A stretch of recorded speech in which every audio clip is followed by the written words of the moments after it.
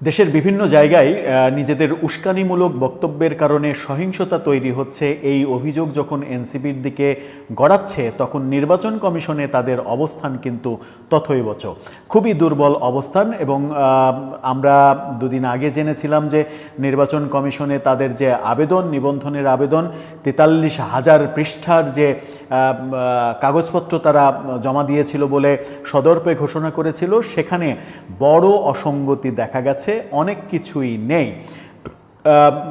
144টা যে দল আবেদন করেছিল তারা কেউই নির্বাচন কমিশনের শর্ত পূরণ করতে পারেনি।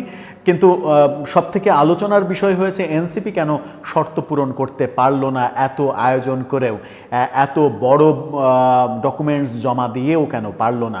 সেই আলোচনার মাঝে এবার বের হয়ে আসলো এনসিপি কোন কোন শর্ত পালন করতে পারেনি।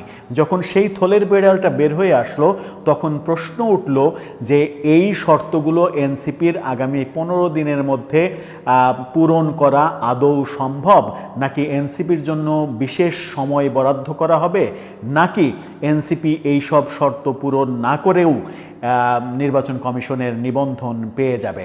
প্রশ্নগুলো খুবই গুরুত্বপূর্ণ। সেই আলোচনাগুলো করার চেষ্টা করব এই ভিডিওতে। থাকবেন পলিটিক্স টিভির নিয়মিত আয়োজনে।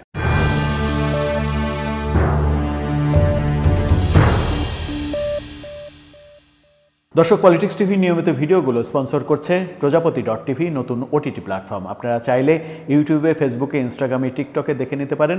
ডেসক্রিপশন বক্সে লিঙ্ক দেওয়া থাকবে, সেখান থেকেও আপনারা দেখে নিতে পারেন প্রজাপতির কার্যক্রম। চলে যাচ্ছি মূল ভিডিওতে। বলছিলাম এনসিপির যে নিবন্ধনের আবেদন, সেই আবেদনে 6টি অসঙ্গতি পেয়েছে, অর্থাৎ 6টি জিনিস নির্বাচন কমিশন পায়নি, এমন তথ্য নির্বাচন কমিশন থেকে গণমাধ্যমে চলে এসেছে।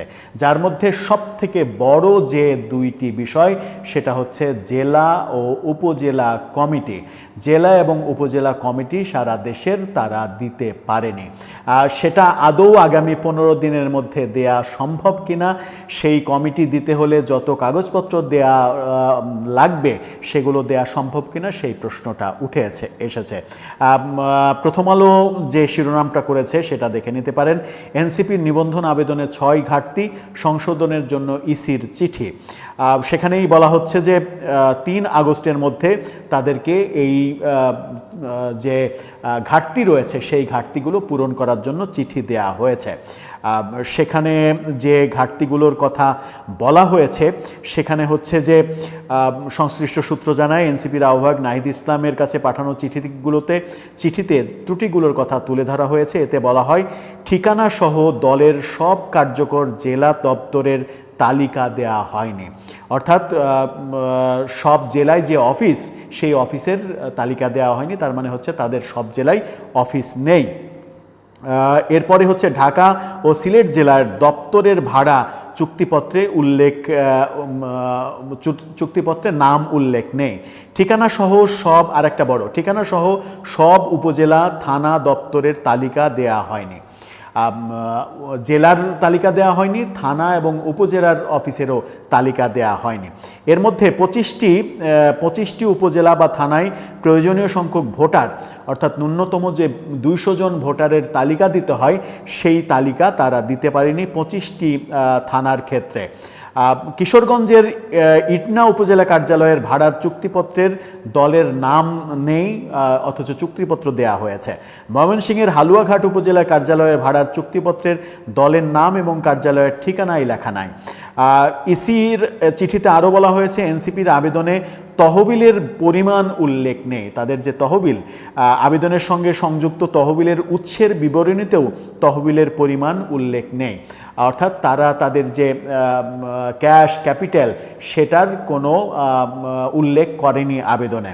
নিবন্ধনের বিষয়ে দলের কার্যনির্বাহী কমিটির সিদ্ধান্তের অনুলিপির শেষ পৃষ্ঠার স্বাক্ষর নেই, এ স্বাক্ষর তো দেয়াই যাবে। দলের গঠনতন্ত্রে ওয়ার্ড, ইউনিয়ন, থানা, উপজেলা বা ক্ষেত্রমতে জেলা কমিটির সদস্যদের নিয়ে প্রস্তুত প্যানেল থেকে দলের কেন্দ্রীয় সংসদীয় বোর্ড সংসদ নির্বাচনের জন্য প্রার্থী মনোনয়ন চূড়ান্ত করার বিধান রাখা হয়নি।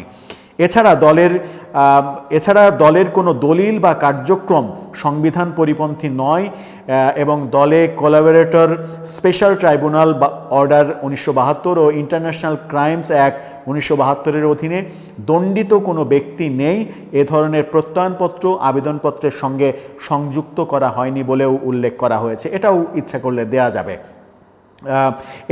এই ব্যাপারগুলো স্বীকার করা হয়েছে এনসিপির পক্ষ থেকে যে এই চিঠিটা তারা পেয়েছে। সেখানে সবচাইতে বড় কথা হচ্ছে যে জেলা পর্যায়ে, জেলা, উপজেলা, থানা পর্যায়ে তাদের যে দলীয় যে কার্যালয়, দলীয় যে ঠিকানা, সেই ঠিকানা দিতে পারেনি।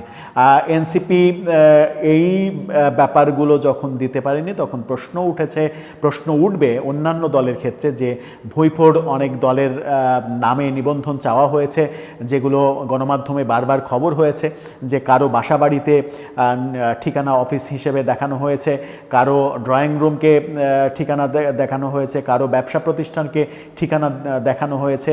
এই কার্যক্রমগুলো কিন্তু দলগুলোর মধ্যে রয়েছে যারা নাম সর্বস্ব দল হিসেবে নিবন্ধন চেয়েছে। সেই একই কাজ যদি এনসিপির পক্ষে হয় তাহলে এনসিপির জন্য সেটা বেশ লজ্জাজনক হবে, কারণ তারা জেলার, উপজেলার, থানার কার্যালয়ের তালিকা, নাম, ঠিকানা এগুলো দিতে পারেনি।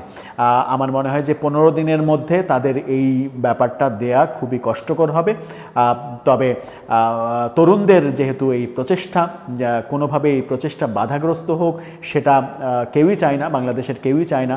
তরুণরা রাজনীতিতে আসবে, রাজনীতিতে নতুন ধারা তৈরি করবে, নতুনভাবে রাজনীতি বিকাশিত হবে, সেই প্রত্যাশা সকলেরই। কিন্তু সেই প্রত্যাশা থাকা সত্ত্বেও তারা প্রত্যাশা কতটা পূরণ করতে পারছে সেই প্রশ্ন কিন্তু উঠেছে। বিশেষ করে উস্কানি, হুমকি, ধামকি, উৎখাত করা, কবর রচনা করা, কোনো নেতার এলাকায় গিয়ে সেই নেতাকে গডফাদার বলে একটা দলকে বিতর্কিত করা, কোনো দলের বিরুদ্ধে একেবারে একচেটিয়াভাবে প্রোপাগান্ডা করা, এই কাজগুলো কিন্তু তারা করে যাচ্ছে, যেটা অনেকেই বলছেন যে এটা সুস্থ রাজনীতির ধারা নয়, এটা পুরনো সেই পচা গন্ধওয়ালা রাজনীতির ধারা, যেখানে কিনা তারা বলছে নতুন রাজনৈতিক বন্দোবস্ত তৈরি করবে। দর্শক, এই ব্যাপারে আপনার মন্তব্য লিখে জানাতে পারেন আমাদের কমেন্ট বক্সে।